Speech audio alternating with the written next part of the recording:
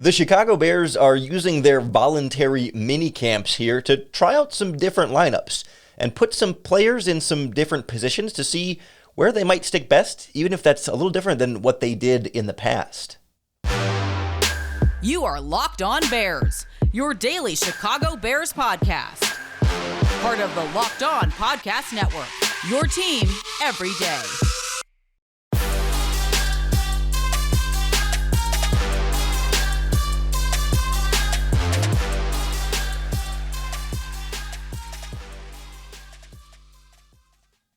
This is Locked On Bears, and I'm your host, Lorin Cox.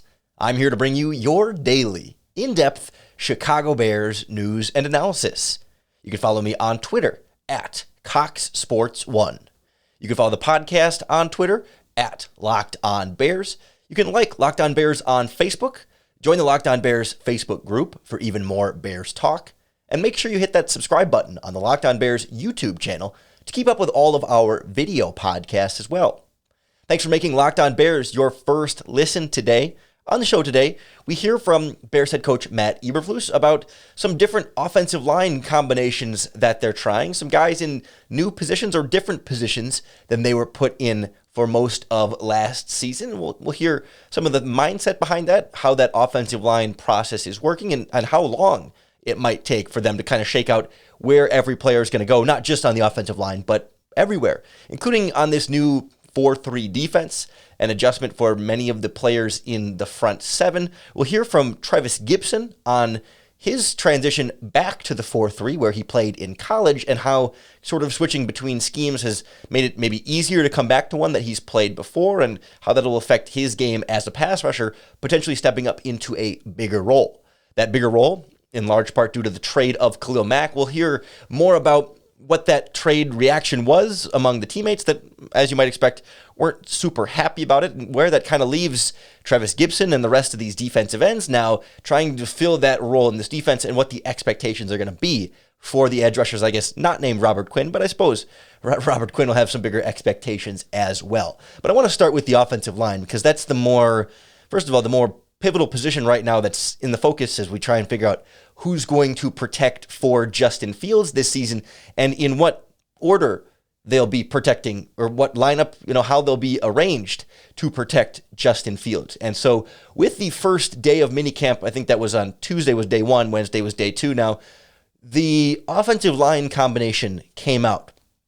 Tevin Jenkins at right tackle, Larry Borom at left tackle. And the other thing here that's slipped a little bit through the cracks here was that your starting right guard was Sam Mustipher, the center from last season. Of course, we know Lucas Patrick, the free agent from the Packers, was signed to be the starting center. It's kind of what he's been told about what his role is going to be this season. Then you have Cody Whitehair, of course, slotted back in to left guard. But then the question was sort of like, in what order are you going to arrange everybody else? They signed Dakota Dozier as a free agent from the Vikings, but he's not really a starting caliber NFL offensive lineman if you have any sort of reasonable depth. And so there's still time to add more offensive linemen, but now trying last year's center at guard to try some things and switching Tevin Jenkins and Larry Borom to opposite sides. Here's what Matt Eberflus said about some of the motivations on the switches and kind of what they're looking to do. Just day one, you get Borom on the left side and Jenkins on the right. That's flips from last year. What's the thought process of Luke or whoever that made that decision as far as having those guys at those spots? Yeah, and we're looking at a lot of things right now. So you might see guys in a lot of different spots. A guy could be playing X receiver or Z receiver or U tight end, Y tight end, left defensive end, right defensive end. We're going to play with a lot of different combinations right now because we're just trying to figure out what guys do and what they do the best. So, you could see those guys flip, during OTAs, they could flip sides, so we're just looking to see exactly what guys do best. When you try to figure that out, what types of things are you looking at? I'm sure some of it's a little bit of a projection. Are you going back to college tape? Are you looking at the limited tape last year? What are you looking at? Everything. Yeah, we're looking at everything. We want to make sure that we look at all the information and then make a good decision. And this is a work in progress. We're going to work this all the way through to the first game. So we're going to try different combinations in there on both sides of the ball. So that could be fluid until actually week one of the regular season? It depends on how long it takes to make the decision. Yes, it could be. I think you got to be flexible with that, and then see what guys can do. and then push boundaries. I think you want to push boundaries with players and say, okay, we're going to push you to this point or put you in a new spot to push you in a different way to see if you can do it. And then, yes, you can do it. Or, hey, it's a little bit of a struggle. Hey, keep working at it, and keep coaching him, and then he might get it, at whatever position. So I think you got to push him that way and challenge him. So the logic there tends to make a lot of sense, right? Of course, OTAs, or I guess voluntary minicamps right now are the time to try something new, to put some players in some other positions and see what they can do when, there's not really very many consequences right now, and you have a whole lot of time between now and week 1 to really figure out what exactly you want this to look like. And so, I'm all for that idea of, move them around, see what they can do, throw some different things at them, push them, coach them up, see how they respond to these different positions. I start to get a little bit nervous when he talks about, could it go all the way up until, week 1? And he's like, yeah, it kind of depends on how quickly they get it and how long it takes them to decide, but, leaving the door open there for the possibility. And I think that might apply more generally. Let me put it this way. I hope that applies more generally to maybe other positions and other players being moved around from different sides. He talked about wide receivers and tight ends and defensive ends in there as guys that you might flip the defensive ends to different sides, or you might line up a receiver at the different wide receiver positions or the different tight end positions. And to me, that's much less consequential than moving offensive linemen around, particularly flipping them from left to right. But it's so important. We've talked about it many times on this podcast. We don't have to go through the whole spiel again, but it's so important to figure out what position you want your 5 starting offensive linemen to be in, put them in those spots, and then let them build that continuity, that muscle memory, that cohesion that just takes a significant amount of time to build that can really only be done with time and with reps and with experience together in those spots. And every time you sort of move them around a little bit, it changes how that dynamic will be at play for them. So I would hope that, yes, now is the time to move Jenkins and Borum and Mustapher around, but certainly by training camp, you'd ideally like to have those guys in place. But then, of course, if you're adding a rookie into there or another free agent at some point, there's still some time. But I don't want to be changing the offensive line lineup 2 weeks before the start of the season. I want, months, ideally, of the same guys in the same 5 positions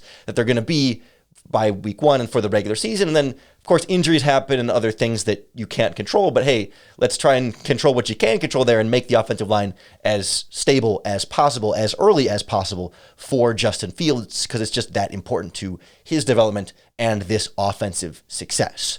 A lot of guys moving in new positions on the defensive side of the ball as well, though. We'll turn our attention to this transition from the 3-4 to the 4-3 under Matt Eberflus and kind of hear how that transition is going and what kind of difference it'll make for guys, particularly on that defensive line, next on Locked On Bears. Well, Mother's Day is just around the corner, and our friends at BlueNile.com will help you celebrate all of life's special moments, from creating the custom engagement ring of her dreams to giving a classic and timeless jewelry piece for Mother's Day, for example, all at prices you can't find at a traditional jeweler. The fine jewelry they have is incredible. Diamonds, cocktail rings, tennis bracelets, gold layering jewelry. It's that perfect gift that will stick with someone and really last. It sticks in their mind and it shows you just how much you care. Mother's Day gifts that can be enduring really are able to, stick with her and show, that extra level of importance this year after what's been some really difficult years for all of us in recent history here. And BlueNile.com is going to be the best way to celebrate the special woman in your life. Thousands of fine jewelry options available at every price point. So this Mother's Day, give mom something that she'll treasure forever with fine jewelry from BlueNile.com. Locked On Bears listeners are going to get $50 off your purchase of $500 or more. This is a podcast exclusive that's only good through Mother's Day. Use our promo code LOCKEDON. That's LOCKEDON. Plus, every order is insured, it ships for free, and it arrives in discreet packaging that won't give away what's inside. Shop stress-free and find your forever peace. Go to BlueNile.com today. Chicago Bears are trying out some different things on both sides of the ball, and for a lot of players, it's a different ask of exactly where they're going to line up in this Bears front seven. For some guys that have been in these types of defenses before, it's kind of a return to something they're a little bit more familiar with. I think Robert Quinn definitely comes to mind there. For other guys, it's a brand new ask. It's some brand new positions for them. And Trevis Gipson is one that, took some time adapting to this 3-4 defense under Sean Desai, and obviously had a major breakout. Well, major is maybe an exaggeration, but had a significant breakout, at least for the Chicago Bears, with 7 sacks last season, looking like a player that has some real potential to do some real damage in this defensive end rotation next season. And now he moves back to that position he played more in college. And for him, it's been a couple of years, so it's not like it's just like getting right back on, but it is also kind of like riding a bike a little bit. And once you sort of get used to it, he sees some real advantages for himself in being able to get back to like that 4-3 defensive end, hand in the dirt type position, where he feels like he can not only build off the success he had last season, but also get back to some of the things he was doing well in college. So you're in a transition from the college defense to 3-4. Does this sort of take you back to your roots of what you were playing before you got here? I would say so. Yes, sir. More primarily hand in the dirt, less coverage. That's something I worked on a lot in college and played my last 2 years, from 5 techniques to 4 eyes, and just getting back in the dirt, getting gritty. Does that part of things feel natural for you now that you're going back to it? Oh yeah, it is sort of a little bit natural. I haven't been back to those ways in about 2 years, but going back now and getting the reps and practice reps that I have, at least after workouts, it's felt more natural. Yes. Did you have to put on rushing the passer that way when you are going back to an alignment where you are with the hand in the dirt? It's actually more comfortable for me. I can get off faster with my hand in the dirt. In the 2-point, I'm looking around. There's a bunch of movement in the backfield, but I can create more explosion when I'm hand in the dirt, getting off on 3rd down, or whatever the case is. Travis, did you have to add any weight to play and versus outside linebacker? No, sir. The good thing about playing defensive end, it's sort of around the same weight, usually around 260, 250. And I feel like anywhere from the high 250s to 260s, I'm able to still run with the running backs or slot receivers and obviously still rush the passer with the intent that I want. Trevis, are there any ways that the 3-4 experience makes you a better football player now in a 4-3, or are those two completely different jobs and it's just going from one to the other? I think for the future of my career, at least, I think it helps because I'm now experienced in the 3-4 and the 4-3, and I'm not getting blindsided. Coming from college, coming to a 4-3, it was a little bit different, but with playing in the 3-front defense back 2 years ago, and now circling back around or having my hand in the dirt more often, it feels a little bit more natural. I think it'll help me in the long run. The question in the middle there was a little bit hard to hear, but and you could kind of tell based on his answer what the question was actually about. But he was asked, did he need to gain weight or change his weight at all in terms of, being asked by the team as he transitions to the hand in the dirt 4-3 position compared to the stand-up outside linebacker position, where you think as the outside linebacker being asked to drop back into coverage a little bit more if there would be a need to be a little bit lighter and therefore trying to be a little bit faster in that regard. But as you heard his answer a little bit, you could piece together, he was saying like, no, the 250s, 260s range is kind of good for him at either of the spots. But as you can tell, right, there is some advantage to knowing that scheme before. And of course, kind of knowing both for the future if he ends up on another team or whatever changes happened in his future on defensive schemes, he sort of has that experience being able to play in both.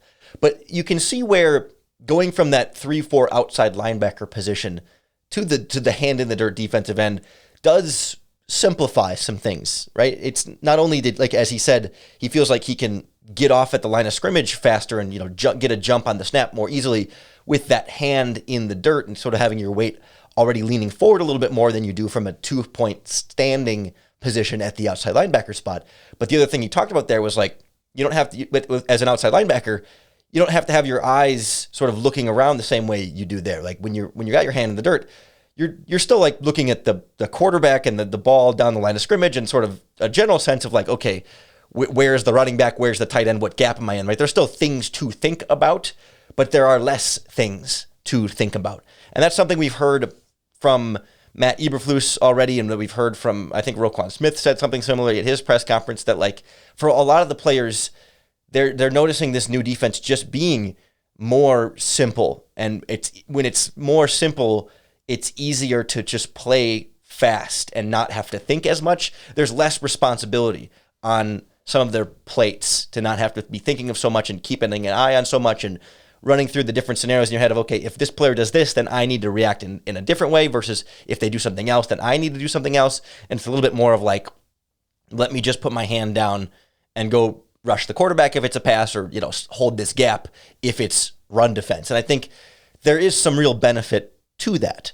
I think one of the criticisms we've heard in the past of Colts defenses is that sometimes maybe they can be too simple, and sometimes offenses have an easier time figuring things out, or however you want to describe it, because the defense is a little bit less complex. There's less then for the offense to have to figure out. But if it helps the players play faster and they're hustling to the ball and all these different things, the idea is that perhaps that can make up for it enough to be able to hold up just fine. And of course, it's not like it's super simple and super obvious for everyone to figure out. You still won't always be able to just know what coverage they're in before they're actually running the play, right? It's a little bit oversimplified to say, well, the defense is just so simple that everyone's figured it out, because there's more layers to it than that. But it does seem like it's putting a player like Trevis Gipson in a position to where it's something he's a little bit more familiar with. He feels like maybe he can be a little bit quicker off the line of scrimmage and not have to think as much. And maybe that's how he takes another step forward, or at least builds off of some of the success that he had last season.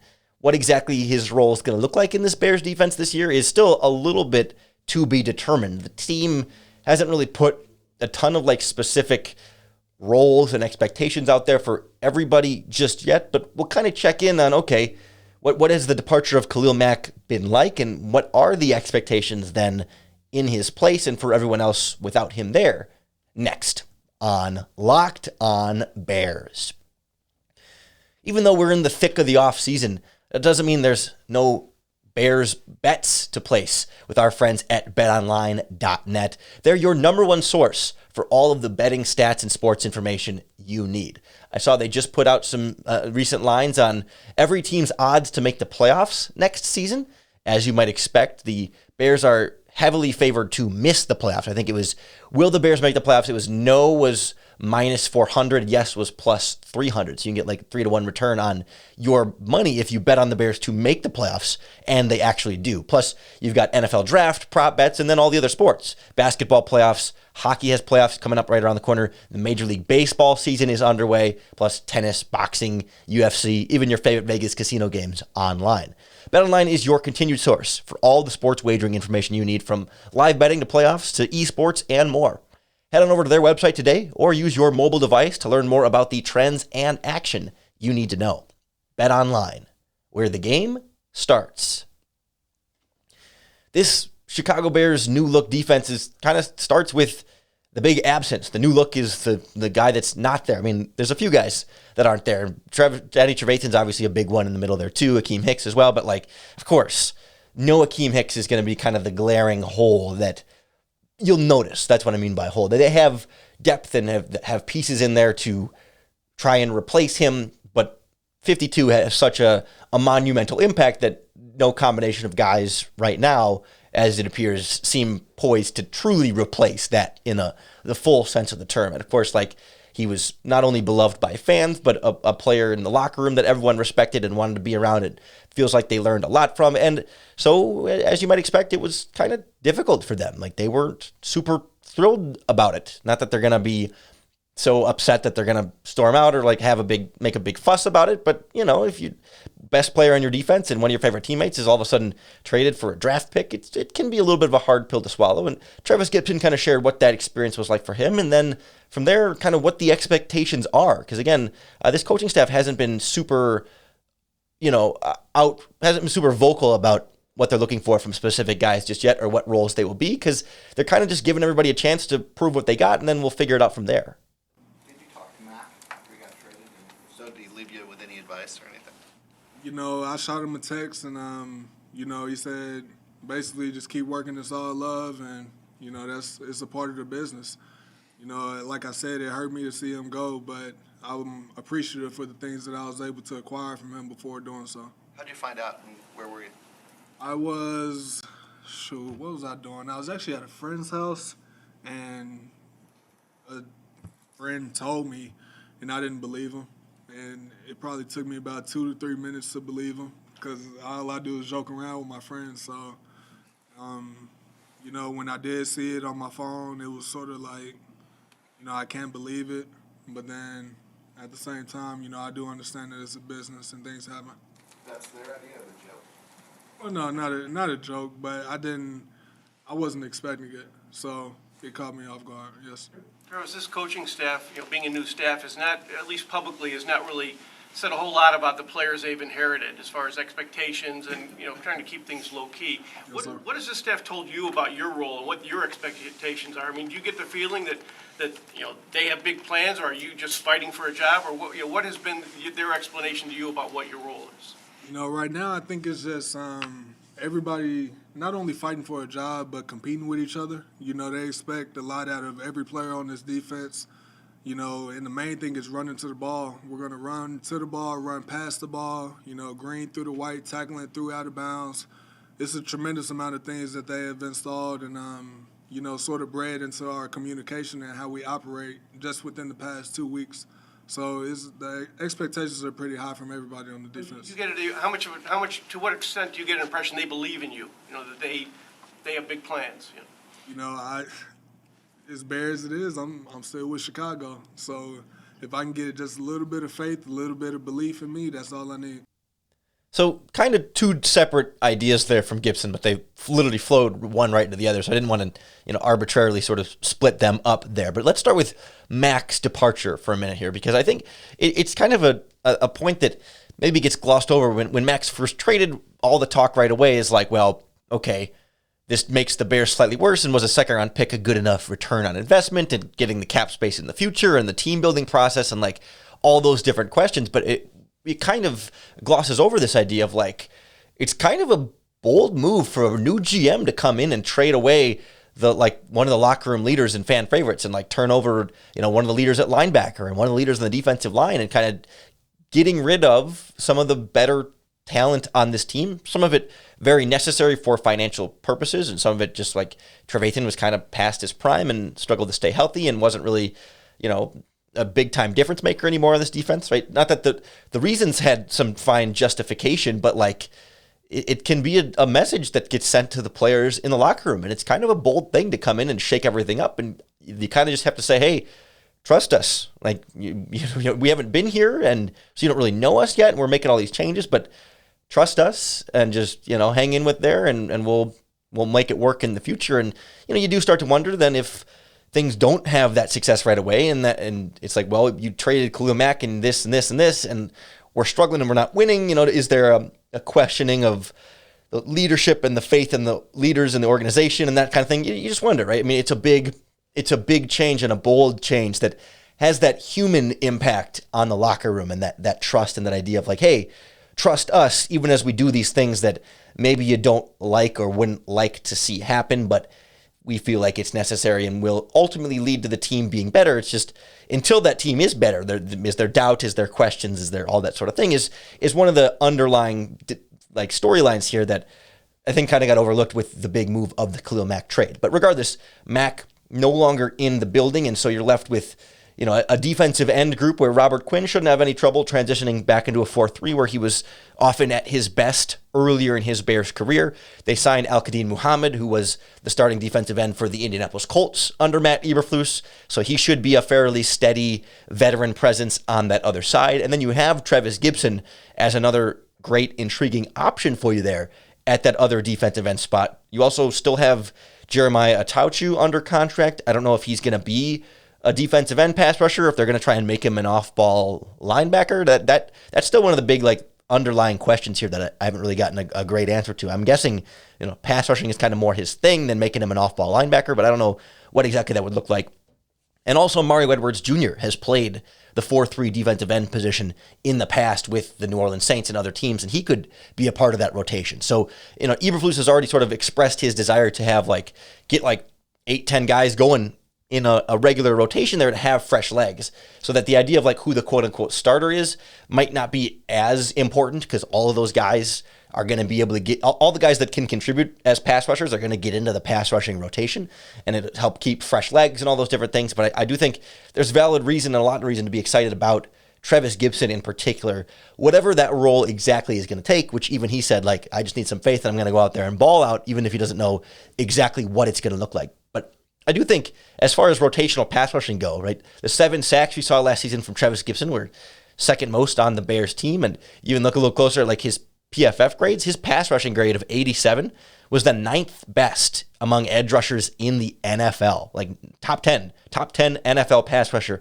ahead of like, DeMarcus Lawrence, a higher pass rush grade than Robert Quinn, Everson Griffin, Daniel Hunter, Justin Houston, Preston Smith, Von Miller, Melvin Ingram, Khalil Mack. I mean, you start going down the list, guys that Trevis Gipson had a higher pass rushing grade, obviously on a smaller sample size, 230 pass rushing snaps, more of that number 3 rotational edge rusher, but still, it's all the reason in the world to give him more opportunities and see what he can do in a potentially bigger role in a scheme he's a little bit more familiar with more opportunities now with Khalil Mack, also not in that rotation. Not having Khalil Mack may also make everyone else's job more difficult because of the attention that Mack took, and all the scheming was kind of going his direction. So I'm curious how that affects Robert Quinn in particular, but Gipson and all the rest of the pass rushers should feel some ripple effect of all that. And whoever else the Bears may still bring in on that defensive line. And don't forget the interior guys like Justin Jones as your 3 technique, and probably Tyrese Tonga at this point as your nose tackle, but still more free agency, still more draft.